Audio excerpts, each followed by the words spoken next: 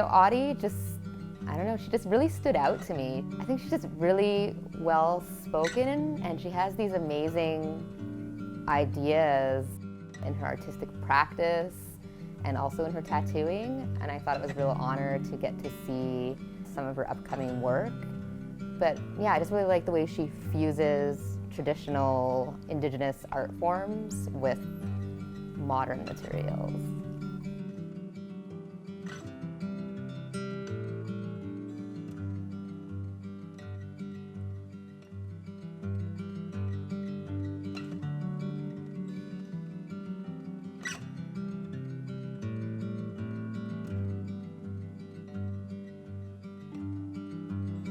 So Audie does hand poke and skin stitch, and I think that was also one of the really fun parts for me, was her talking through the process of how skin stitch and beading is just so similar and how they just kind of flow together for her. And you could see that, like how it's really an extension of her art, and that's why you could see how she ended up making her way into becoming a cultural tattoo practitioner.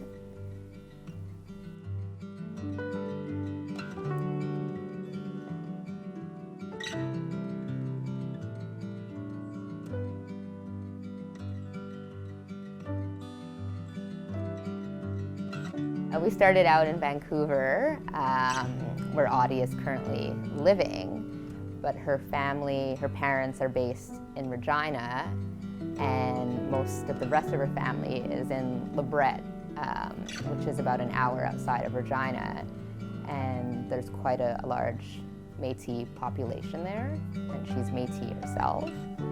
So it was really important for this episode to not just film her in her work life, because she also does tattooing back in Vancouver, but her family just seemed so important to her and where she comes from, and I think she gets really inspired by that. Yeah, so seeing that connection to LEBRET, which is just an amazing, beautiful place in itself. Yeah, you can just really see how that really inspires her work.